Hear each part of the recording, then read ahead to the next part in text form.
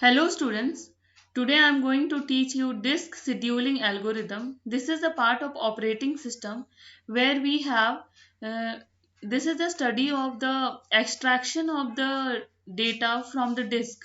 Disk means when we are playing. So this is disk scheduling algorithm. In this algorithm, this scheduling is done by operating system to schedule the input output request arriving at you can see ये क्या करता है input output request को deal करता है जो disc में आता है। डिस्क मतलब वो जो कैसेट जो हम गाना प्ले करते हैं वो जो डिस्क होता है उसमें गाना जो प्ले करते हैं उसमें ट्रैक्स होते हैं। तो कौन सा ये जो कॉन्सेंट्रिक डिस्क होता है इसमें क्या होता है ये बहुत सारे सर्कल्स होते हैं और यहाँ पे ये ट्रैक्स होते हैं ये ट्रैक्स होते हैं। तो गाना कैसे प्ले होगा उसका एल्गोरिदम है फर्स्ट कम फर्स्ट सर्व। जब हम प्ले करते हैं तो कौन सा गाना पहले प्ले होगा और कौन सा बाद में। ये ऑपरेटिंग सिस्टम का पार्ट है कि ये कैसे फंक्शन करता है हार्डवेयर। डिस्क शेड्यूलिंग में क्या होता है operating system to schedule input output request arriving for the disk. Disk scheduling is also known as input output scheduling. Operating system का काम है कि जैसे हमने कंप्यूटर से एक प्रिंट की रिक्वेस्ट डाली कंट्रोल पी तो वो प्रिंट कैसे होगा वो हम एक इनपुट आउटपुट रिक्वेस्ट डाल रहे हैं from the user we are giving a input instruction जिसे वो शेड्यूल करता है कि वो कैसे ऑपरेट होगा। शेड्यूलिंग यहाँ पे इसलिए क्योंकि ऑपरेटिंग सिस्टम को बहुत सारे काम करने होते हैं तो कौन सा काम वो पहले करेगा उसके लिए हमारे पास ऑपरेटिंग सिस्टम में सीपीयू शेड्यूलिंग भी है कि सीपीयू में कौन सा काम पहले होगा और डिस्क शेड्यूलिंग मीन्स कैसेट में कौन सा गाना या मूवी या कौन सा सॉफ्टवेयर पहले प्ले होगा।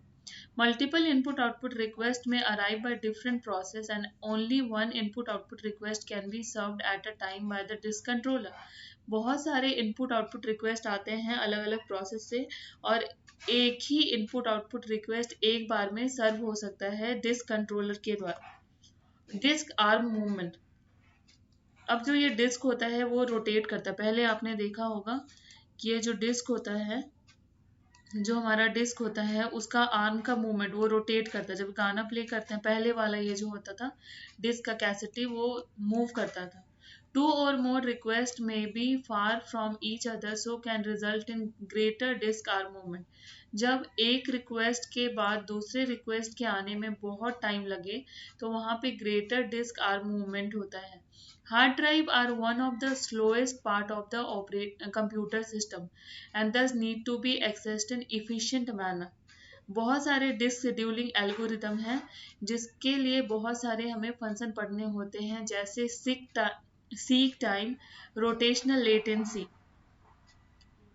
सीक टाइम क्या होता है सीक टाइम मीन्स सर्च करने के लिए टाइम।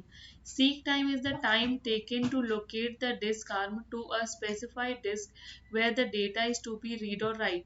सीक टाइम मतलब एक डिस्क को लोकेट करने के लिए कितना टाइम लगता है उसको रीड और राइट करने के लिए। जैसे हम जब डिस्क डीवीडी यूज करते हैं डिजिटल वर्सेटाइल डिस्क तो वहाँ पे हम उसमें डेटा जब राइट करना चाहते हैं तो हमें कितना टाइम लगेगा उस डेटा को राइट करने में। So the disk scheduling algorithm give minimum average seek time is better. जो जल्दी seek time जो जल्दी सर्च कर लेता है वो बेटर होता है। यहाँ पे हम ON और GN पढ़ते हैं मतलब ON मतलब स्पेस और टाइम कॉम्प्लेक्सिटी। तो जो एल्गोरिदम कम स्पेस और कम टाइम लेता है वो बेस्ट केस होता है और जो एल्गोरिदम ज़्यादा टाइम और ज़्यादा स्पेस लेता है वो वर्स्ट केस होता है। रोटेशनल लेटेंसी क्या होता है time taken by the desired sector of disk to rotate करने में एक डिस्क कितना टाइम लेता है उसको रोटेशनल लेटेंसी कहते हैं। Now, rotational latency, time taken by the desired sector of a disk to rotate into a position so that it can access the disk read write head.